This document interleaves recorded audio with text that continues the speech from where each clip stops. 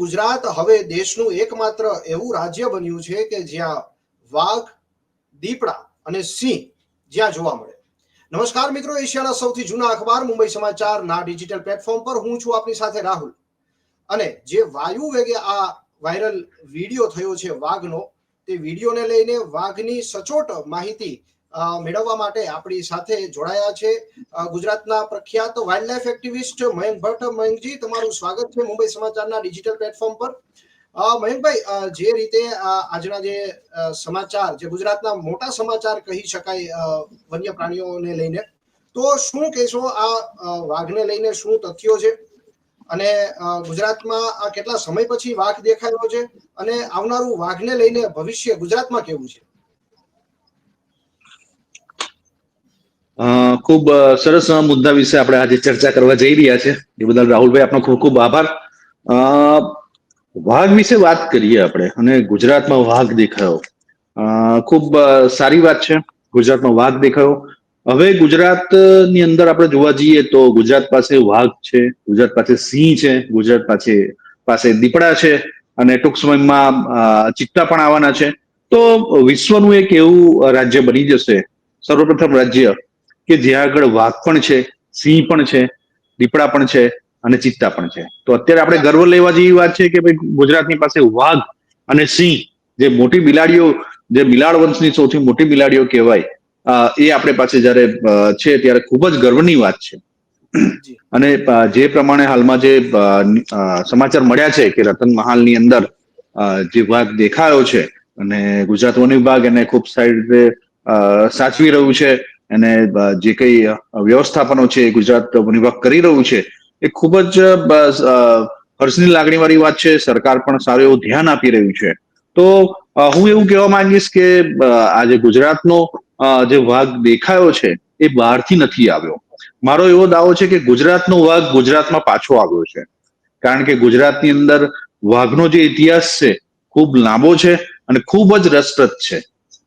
પણ મયંકભાઈ, આ એક મુંબઈ સમાચારના પ્લેટફોર્મ પરથી એક આ તમારો મોટો દાવો કહી શકાય, કારણ કે વાઘ રાજસ્થાન, મહારાષ્ટ્ર, બંગાળ, મધ્યપ્રદેશ, માત્ર ગુજરાતમાં જ નથી જોવા મળતા, અને તમે એમ કહો છો કે કઈ રીતે, મતલબ કે એ ગુજરાતનો જ વાઘ છે અને ગુજરાતમાં પાછો આવ્યો છે? એની માટે આપણે વર્ષોથી જે પ્રમાણે વાઘની મુવમેન્ટ છે એના વિશે થોડી વાતચીત કરીએ.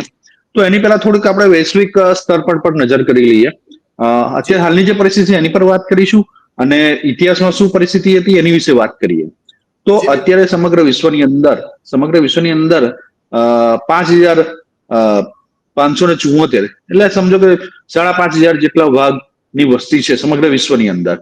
અને એ વસ્તીની 75% વસ્તી વાઘની ગુજરાતની ભારત દેશની અંદર 3682, 75% જે વૈશ્વિક વસ્તીનો જે ભાગ છે એ ભારતની અંદર છે. ગુજરાતની અંદર જે તે સમયે વાઘની હાજરી હતી, સિંહની પણ હાજરી હતી. સમયાંતરે ધીમે ધીમે વાઘની વસ્તી ઘટતી ગઈ. કેમ ઘટતી ગઈ એની પણ આપણે ચર્ચા કરીએ.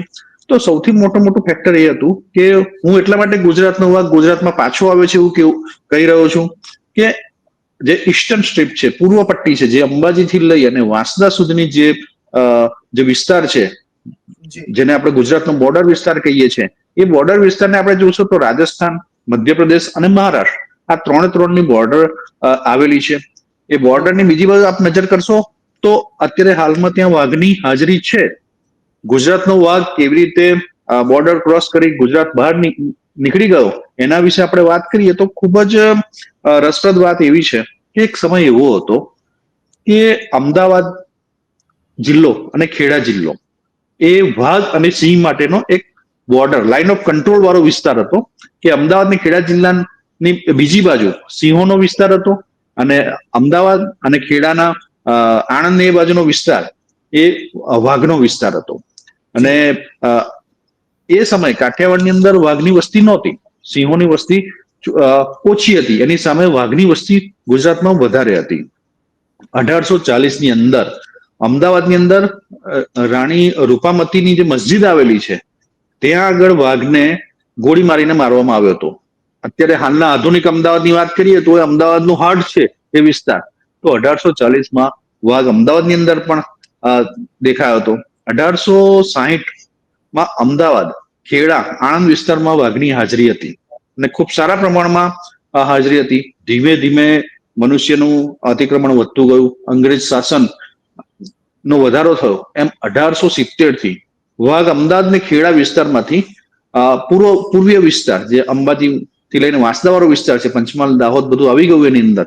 એ વિસ્તારની અંદર આ જે વાઘ છે એ વિચરણ કરવા માંડ્યા અને મુખ્ય વિસ્તારમાંથી ધીમે ધીમે ખસવા માંડ્યા. હવે ગુજરાતનું જે ઈસ્ટર્ન સ્ટ્રીપ જે કહું છું, પૂર્વીય વિસ્તાર, પંચમહાલ, દાહોદ, અંબાજી, વાંસદા, તો 1865માં 22 વાઘને ગોળી વડે મારવામાં આવ્યા હતા. કારણ કે એ વખતે વાઘનો શિકાર ખૂબ થતો હતો, અતિશય શિકાર થતો હતો વાઘનો. ત્યારબાદ 1860માં સિંહોની થોડી થોડી વસ્તી જાણકારી મળવા મળી સૌરાષ્ટ્રની અંદર કે ભાઈ સિંહોની વસ્તી છે. તો 1860 ની અંદરથી થોડું સિંહો વિશે જાણકારી અંગ્રેજો આવ્યા, જુનાગઢના નવાબ હતા, તો એ લોકોએ જે એક બીજી બાજુ એવું સિંહોનું ચાલતું હતું. જુનાગઢના નવાબે સિંહોને સુરક્ષા પ્રદાન કરી, પરંતુ ગુજરાત જે તે વખતે મહાબત ખાં ત્રીજાએ જે સિંહોનું જે સંરક્ષણની જે વાત કરી, જે હિમાયત કરી, તો એ સમયની અંદર શું વાઘ પણ એક્ઝિસ્ટ કરતા હતા ગુજરાતની અંદર? બિલકુલ બિલકુલ બિલકુલ કરતા હતા. આપણે ત્યાં વાઘની ગણતરી 1979 સુધી થયેલી છે, જે સેન્સસ કહેવાય છે, 1979 સુધી થયેલી છે. તો હું આપને એ જ આપને જણાવવા માંગુ છું કે 1860 થી સિંહ વિશે કાઠિયાવાડમાં થોડી જાગૃતિ આવી. સિંહના શિકાર પર પ્રતિબંધ મૂકવા માટે જુનાગઢના જે નવાબ સાહેબ છે એમણે પગલા લીધા, પરંતુ ગુજરાતની અંદર વાઘ માટે કોઈએ પગલા લીધા નહીં. અને ધીમે ધીમે સિંહની વસ્તી સૌરાષ્ટ્રમાં વધતી ગઈ. જેવી જેવી સિંહની વસ્તી વધતી ગઈ એવી ગુજરાતની અંદરથી વાઘની પણ વસ્તી ઘટતી થઈ, કારણ કે વાઘને કોઈ પણ જાતનું સુરક્ષા કવચ પ્રદાન કરવામાં નહોતું આવ્યું. 1950ની સિંહ ગણતરી જે વિન્ટર બ્લાઇટે કરી હતી 1950માં, તો એ વખતે 227 જેટલા સિંહ સૌરાષ્ટ્રમાં ગણતરી થઈ હતી. એની સામે વાઘ પોતાનું અસ્તિત્વ ટકાવવા માટે ઝઝૂમી રહ્યા હતા અને કંઈક 7 કે 8 વાઘની ગણતરી એ વખતે થોડી જાણવા મળી હતી, પણ એટલો એ પર ધ્યાન પણ નહોતું અપાયું. 1952ની અંદર એક મનુષ્યભક્ષી વાઘને ભરૂચ જિલ્લાની અંદર ગોળીએ દેવામાં આવ્યો હતો. આવું નિવેદન એ વખતેના વન વિભાગના એક ખૂબ જ જાણીતા અધિકારી M.A. રાશિદ સાહેબ નોંધ્યું છે કે 1952માં છેલ્લે એક વાઘને શિકાર કરવામાં આવ્યો હતો. હવે આમ જોવા જઈએ આપણે તો ધીમે ધીમે વાઘની વસ્તી ઘટતી જઈ રહી છે. વાઘ ધીમે ધીમે પૂર્વ વિસ્તારમાં પલાયન કરી રહ્યા હતા, ધીમે ધીમે પૂર્વ વિસ્તારમાં, કારણ કે આધુનિકરણ આપણે ત્યાં આવ્યું.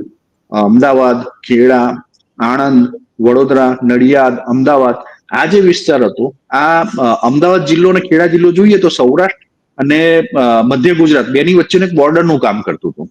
બીજી બાજુ બનાસકાંઠા અને અંબાજી જે વિસ્તાર છે, જે વાઘ છે એ બાજુ રાજસ્થાનની બોર્ડર તરફ પ્રયાણ કરી રહ્યા હતા. અને વચ્ચે જે મધ્ય ગુજરાતની અંદર જે આધુનિકરણનો જે પવન આવ્યો અને જે પ્રમાણે ઔદ્યોગિકરણ થયું, એને લઈ અને વાઘ ધીમે ધીમે ધીમે પૂર્વ વિસ્તારની અંદર લુપ્ત થતા ગયા. આપણે જોઈએ તો છેલ્લે 1973 સુધી વાઘની ગણતરી થયેલી છે, ઓફિશિયલ ગણતરી થયેલી છે. અને 1960 સુધીમાં M.A. રાશિદ સાહેબ એવું નોંધ્યું છે, વન વિભાગના જે અધિકારી હતા એમણે, કે 1960માં 60 જેટલા વાઘ ગુજરાતમાં બચ્યા હતા અને એ વાઘ પૂર્વીય પટ્ટી વિસ્તારમાં જ હતા. 1960માં 3 વાઘનો શિકાર થયો, 1962 થી 63માં 2 વાઘનો શિકાર થયો અને છેલ્લે 1963માં સરકારે વાઘને સંરક્ષિત પ્રાણી તરીકે જાહેર કર્યું. તો એ જાહેર કર્યું, 1963 ઓક્ટોબર મહિનાના 1963માં સરકારે સંરક્ષિત પ્રાણી તરીકે જાહેર કર્યું, પણ ખૂબ મોડું થઈ ગયું હતું. ગુજરાતની અંદર વાઘ લુપ્ત થઈ ગયા હતા. લુપ્ત થઈ ગયા હતા એનો મતલબ કે એ ગુજરાત છોડી અને મહારાષ્ટ્ર, રાજસ્થાન અને મધ્યપ્રદેશના વિસ્તારમાં જતા રહ્યા હતા, પલાયન કરી ગયા હતા. તો 1971 ની અંદર દિલ્હી હાઈકોર્ટે જ્યારે સુરક્ષા આપવાનું આદેશ કર્યા, વાઘને સુરક્ષા આપવાના આદેશ કર્યા, પણ 1972 ની અંદર ડાંગની અંદર 8 વાઘની હાજરી નોંધાઈ જે તે સમયે. ત્યારબાદ 1980માં 205 સિંહની હાજરી એક બાજુ નોંધાઈ હતી, એની સામે 7 વાઘ ડાંગમાં નોંધાયા હતા. આ ઓફિશિયલ સરકારી ચોપડે છે. એટલે આપણે એવું કહીએ કે વાઘ આવ્યો તો વાઘ આવ્યો નથી. વાઘ જતો રહેલો, એ પાછો પોતાનું ઘર શોધતો પાછો આવ્યો છે અને એને આપણે આવકાર આપવો જ જોઈએ. સરકાર અને વન વિભાગ એને આવકાર આપવો જ જોઈએ. અને છેલ્લી જે 1983 ની અંદર એક વઘઈની અંદર, ડાંગના વઘઈની અંદર વાઘનો જે છેલ્લે એક શિકાર કરવામાં આવ્યો. ત્યારબાદ વાઘ લુપ્ત થઈ ગયા હતા એવું માનવામાં આવી રહ્યું હતું. પરંતુ જે પ્રમાણે રાજસ્થાન, મહારાષ્ટ્ર અને મધ્યપ્રદેશનું જે જંગલ વિસ્તાર અને આપણી જે અરવલ્લીની ગિરિમાળા અને ગુજરાતનો જે વિસ્તાર છે, તો વાઘની અવર જવર અવારનવાર થતી રહેતી હતી. ઘણા બધા એવા સમાચાર આવતા હતા, પણ સત્તાવાર રીતે જાહેર નતા થતા. ગ્રામ્ય વિસ્તારના ઘણા લોકો જે પૂર્વ પટ્ટી વિસ્તારમાં રહે છે, આદિવાસી વિસ્તારના લોકો, એ લોકોએ ઘણી બધી વાર નોંધ્યું છે કે વાઘની અવર જવર રહેતી હતી. એવા અનેક કિસ્સા નાના મોટા આવતા રહેતા હતા. પરંતુ છેલ્લે એક 2016 ની અંદર રાતાપાણી અભયારણ્યની અંદર વાઘે દેખાતી હતી જી અને એ વાઘે ઘણું સર્વાઈવ કર્યું અને ત્યારબાદ એની ડેથ પણ થઈ ગઈ. ડેથ કયા કારણસર થઈ એ પણ સરકાર શોધી નથી શકી. તો આ રીતના એક વાઘની જે જર્ની હતી ગુજરાતની અંદર, એ આધુનિકરણને લઈ અને આખું મધ્ય ગુજરાત થી લઈ અને સીધું પૂર્વ પટ્ટી સુધીમાં પહોંચી ગઈ. 18 નવેમ્બર 1972 ના રોજ વાઘને રાષ્ટ્રીય પ્રાણી તરીકે જાહેર કરવામાં આવ્યું. જ્યારે વાઘને રાષ્ટ્રીય પ્રાણી તરીકે જાહેર કરવામાં આવ્યું તો ગુજરાત સરકાર વાઘ પ્રત્યે ઉદાસીન રહી. અને એનો જ પુરાવો છે કે આજે 40, 50 વર્ષ થઈ જાય ત્યાં સુધી આપણે વાઘ વિશે કંઈક કાર્ય કર્યા જ નહીં. આજે વાઘ આવ્યો છે, પોતાના ઘરમાં પોતે આવ્યો છે, નથી કોઈ એને લાવવામાં આવ્યું, નથી કોઈ તંત્ર કે વન વિભાગે એની પાછળ મહેનત કરી છે. જે પ્રમાણેનું વાતાવરણ બન્યું, જે પ્રમાણેનું વાઘની અવારનવાર અવર જવર તો રહેતી હતી. વન વિભાગને પોતાને પણ ખબર છે કે અત્યારે જે મહારાષ્ટ્ર, મધ્યપ્રદેશ અને રાજસ્થાનના જે બોર્ડર વાળો વિસ્તાર છે ગુજરાતનો, ત્યાં અવારનવાર વાઘની હાજરી નોંધતું જ હોય છે વન વિભાગ. સત્તાવાર રીતે જાહેર નથી કરતું હોતું. એનો મતલબ એ નથી કે વાઘ લુપ્ત થઈ ગયા છે. વાઘ જે પૂર્વ વિસ્તારમાંથી અવર જવર કરે છે, પોતાનો વિસ્તાર શોધવા માટે આવે છે પાછા. પરંતુ જે પ્રમાણે ગુજરાતની અંદર આધુનિકરણ થયું છે અને જે પ્રમાણે મનુષ્યનું અતિક્રમણ થયું છે, તે પ્રમાણે વાઘને બિલકુલ શાંત વાતાવરણની જરૂર છે. વાઘ એકદમ જે પોતાનો વિસ્તાર છે એકદમ શાંતિપ્રિય, અને વાઘ સમૂહમાં નથી રહેતો, એકલો રહેતો હોય છે. જી, એટલે બસ હું એ જ સવાલ પર આવતો હતો કે વર્ષોથી તમે બિગ કેટ્સ ઉપર, ખાસ કરીને એશિયાટિક લાયન્સ ઉપર તમે કામ કરી રહ્યા છો. તમારું સારું એવું મજબૂત અવલોકન છે, સંશોધન છે. શું લાગે છે ગુજરાતમાં વાઘનું ભવિષ્ય કેટલું? ગુજરાતમાં વાઘનું જો ભવિષ્ય મજબૂત કરવું હશે તો સૌથી પહેલી વસ્તુ એ કે ગુજરાત સરકારે વાઇલ્ડ લાઈફ મેનેજમેન્ટ પ્લાન ને બિલકુલ સારી રીતે બનાવવો પડશે. એને એના વિશેની વાઘને જે કંઈ પણ જરૂરિયાત રહેતી હોય એના માટેનો એક રિસર્ચ, એક સર્વે કરવો જરૂરી છે કે વાઘ આવી ગયો, 9 મહિનાથી સ્થાયી થયો છે, વન વિભાગ એને મોનિટર કરી રહ્યું છે, આપણે ખૂબ જ એને બિરદાવીએ છીએ. પરંતુ વાઘની જે હેબિટાટ છે, વાઘ માટેની જે પ્રે બેઝ છે, એની પણ વ્યવસ્થાપન કરવી જોઈએ. વાઘ માટેનું જે શાંતિવાળું એક જંગલ વિસ્તાર ઉભો કરવો જોઈએ.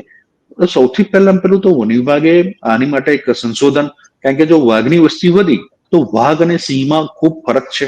સૌરાષ્ટ્રની અંદર જયારે સિંહ ફરતા હોય છે, 15, 20 ના ટોળામાં સિંહો દેખાય છે. ને અત્યારે હાલમાં તો ગામડે ગામડે સૌરાષ્ટ્રના જે ગીર પંથકના ગામડા છે, દરરોજ સિંહની અવર જવર રહેતી હોય છે. તો સિંહ અને મનુષ્ય વચ્ચે એક તાલમેલ એ થઈ ગયો છે. એ તાલમેલ અહીંયા આગળ જે પંચમહાલ અને પૂર્વ વિસ્તાર છે એની અંદર એ તાલમેલ વાઘની સાથે મનુષ્ય રાખી શકશે કે નહીં, એ ખૂબ મોટો પ્રશ્ન છે. જ્યારે વાઘની સંખ્યા વધશે ત્યારે લોકો એનાથી ડરશે અને વાઘ અને સિંહની જે પ્રણાલી છે, શિકાર પ્રણાલી અને એમનું જે હેબિટાટ છે એ આખો અલગ છે. તો ત્યારે સ્થાનિકો વાઘનો વિરોધ કરે તો એ પણ મુશ્કેલીરૂપ થશે. તો એની માટે સરકારે અત્યારથી પગલાં લેવા જ જોઈએ. એની માટે સૌ પ્રથમ તો એક સંશોધન કરવું જરૂરી છે, અને ખૂબ જ મોટા પાયે સંશોધન કરવું જરૂરી છે. અને એ વિસ્તારો આઈડેન્ટિફાઈ કરવાની જરૂર છે કે ક્યાં આગળ વાઘને આપણે સારી રીતે વસાવી શકીએ. જે વિસ્તારમાં વાઘ આવ્યો છે તો વિસ્તાર વિશે પણ એમણે જોવું જોઈએ કે અહીં કેમ આવીને સ્થાયી થયું, કે એટલે 9 મહિનાથી સ્થાયી છે.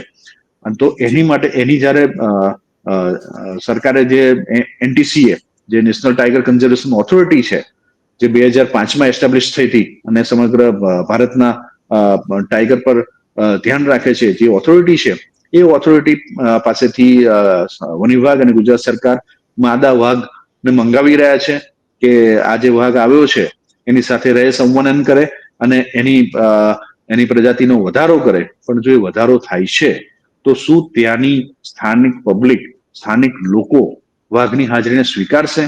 જો એ લોકો વાઘની હાજરીને નહીં સ્વીકારે તો જેમ વચ્ચે 2016માં વાઘ આવી અને જે મૃત્યુ અવસ્થામાં મળ્યો, એવી રીતે પણ ફરી પૂરેપૂરી સંભાવના છે એવું થઈ શકે છે. બીજી વસ્તુ કે જે પ્રમાણે સિંહ દર્શન ગેરકાયદેસર જે થઈ રહ્યા છે અને ખૂબ જ મોટા પાયે થઈ રહ્યા છે, જે સૌરાષ્ટ્રની અંદર, અને એની અંદર તો ઘણી બધી જગ્યાએ તો વન વિભાગના જ અધિકારીઓ સિંહ દર્શન કરાવી રહ્યા છે. ઘણી બધી જગ્યાએ સ્થાનિકો પણ સિંહ દર્શન ગેરકાયદેસર કરી રહ્યા છે. તો એવી પરિસ્થિતિ વાઘ માટે ના ઊભી થાય એ પણ ખાસ જોવાની જરૂર છે. તો આ જે રીતના ઘણા બધા પગલા.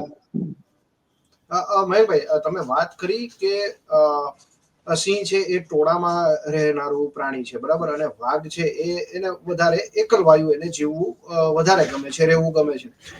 તો જે ગુજરાતનું ને ખાસ કરીને ગીરની અંદર, જે એશિયામાં એકમાત્ર સ્થળ સિંહોનું જે ગીર છે, તો એની આબોહવા, ત્યાંનું સૂકું જંગલ એ અહીંના સિંહોને માફક આવી ગયું છે. તો ગુજરાતના એવા કયા વિસ્તાર છે કે જ્યાં આપણે અપેક્ષાઓ રાખી શકાય કે વાઘ છે એ વ્યવસ્થિત રીતે રહી શકે? જો વાઘ માટેની વ્યવસ્થાપનો કરવા હોય તો અંબાજીથી લઈ અને શરૂ કરવું પડશે કે જે અભયારણ્ય છે, અંબાજીનું અભયારણ્ય, તો ત્યાં આગળ પણ વાઘને વસાવાની વ્યવસ્થા પણ ઊભા કરવા જોઈએ. ત્યાંથી આપણે આગળ વધીએ તો દાહોદનો વિસ્તાર આવે છે. પછી આગળ વધીએ તો પંચમહાલ આવે છે. એની આગળ વધીએ તો નવસારી ડિસ્ટ્રિક્ટ અને વાંસદા સુધીનો જે આખો જંગલવાળો વિસ્તાર છે, તો ત્યાં આગળ એમણે વ્યવસ્થાપનો કરવા જોઈએ. અને એની માટેના કડક કડક કાયદા કાનૂન નિયમો પણ ઘડવાની જરૂર છે કે એને ડિસ્ટર્બન્સ ના થાય અને એને યોગ્ય સમય મળે વાઘને વ્યવસ્થિત રીતે પોતાની પ્રજાતિને આગળ વધારવાનો અને ગુજરાતને ગૌરવ લેવાનો. કે નહીં તો થોડુંક જ જો ખલેલ પહોંચી છે તો એ વાઘ પાછો ગુજરાત બહાર જતું રહેશે, ગુજરાતનો વાઘ ગુજરાત બહાર જતું રહેશે પાછો. તો જી એને લઈને વન વિભાગે આજે પૂર્વ વિસ્તાર છે ગુજરાતનો, ત્યાં આગળ વ્યવસ્થાપનો ઉભા કરવા જોઈએ. હા, બીજી એક વસ્તુ હું ખાસ કહીશ કે વાઘ માટે કુદરતી વ્યવસ્થાપન ઉભા કરવાની જરૂર છે, નહીં કે સફારી પાર્ક. કારણ કે ગુજરાત સરકારને એક નવી વસ્તુ આવડી છે, સફારી પાર્કો બનાવવાની. સિંહની જે સમસ્યા છે, સિંહની વસ્તીનો જે વધારો થયો અને સિંહો જે ગામડામાં જઈ રહ્યા છે, એની માટે ગુજરાત સરકારે સફારીના વ્યવસ્થાપનો 8 જેટલી સફારી નવી બનાવવાની જે આયોજનો ચાલી રહ્યા છે. તો એની સામે વાઘનું પણ સફારી જે બનાવી અને વાઘને સીમિત દાયરામાં લાવવાની કોશિશ જો સરકાર કરે તો એ અયોગ્ય છે. તો એની માટે કુદરતી જે વ્યવસ્થાપન છે એ જ ઉભા કરવા જોઈએ. અમુક વિસ્તારની અંદર જે ઔદ્યોગિકરણ છે તો એની પર રોક પણ લગાવવી જોઈએ. જો એક જે દેશનું રાષ્ટ્રીય પ્રાણી જે કહેવાય છે વાઘ, અને એની માટે તો થોડો ભોગ પણ આપવો પડશે સરકારે, અને એની માટેના કુદરતી વ્યવસ્થાપનો ઉભા કરવા જોઈએ. જી બિલકુલ. હવે એક કહેવત છે કે એક મ્યાનમાં 2 તલવાર ના રહી શકે, બરાબર. તો ગીરની અંદર ઓલરેડી સાવજ છે, એક બિગ કેટ તો છે જ.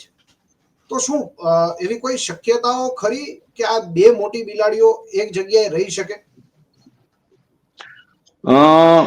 સમગ્ર વિશ્વની અંદર જોઈએ આપણે જી તો આફ્રિકાની અંદર સૌથી વધારે સિંહો છે.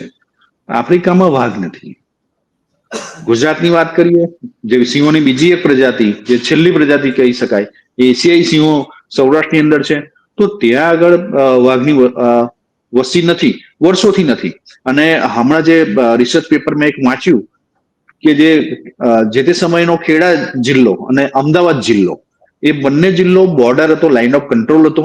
કે ખેડા અને અમદાવાદથી સૌરાષ્ટ્ર બાજુનો વિસ્તારમાં સિંહોની વસ્તી હતી, અને ખેડા અને અમદાવાદથી આણંદ અને આ બાજુ મહેસાણા ને એ બધું વિસ્તાર આપણે જોઈએ તો વાઘની વસ્તી હતી. તો કુદરતનું એક એ જોઈ રહ્યો છું ચક્ર, કે વાઘે જે ખેડા અને અમદાવાદની બોર્ડર ક્રોસ નથી કરી, અને સિંહોએ પણ એ બાજુથી આબા બોર્ડર ક્રોસ નથી કરી. અને બંને જે બિગ કેટ છે એક સાથે રહી શકે એવું સ્વાભાવિક નથી.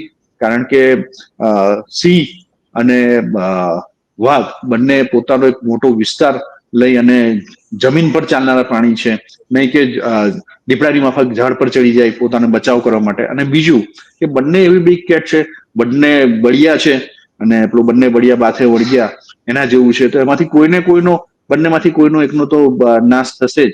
તો એક કુદરતે જ એક એવી વ્યવસ્થા પણ ઉભું કરેલું છે કે જ્યાં સિંહ છે ત્યાં વાઘ નથી, અને વાઘ છે ત્યાં સિંહ નથી. તો આપણે એવું વ્યવસ્થા પણ ઉભું કરવું જોઈએ કે વાઘને પણ ગુજરાતમાં સારી રીતે એનું ફેલાવો થાય, અને સિંહનો પણ ફેલાવો થાય. પણ બંને વચ્ચે એક અંતર રાખવું ખૂબ જ જરૂરી છે.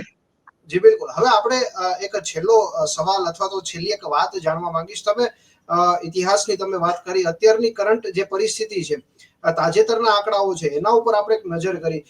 મારે થોડુંક વાઘ સાથેનું કોઈ ધાર્મિક કનેક્શન, ખાસ કરીને જ્યારે ગુજરાતમાં વાઘ દેખાયો છે, માતા અંબાજીની જ્યારે વાત આવે તો એ વાઘ પર સવારી કરે છે, તો એની સાથે આપણે જો કોઈ વસ્તુને કઈ જોડવી હોય તો કઈ જોડી શકાય કે નહીં?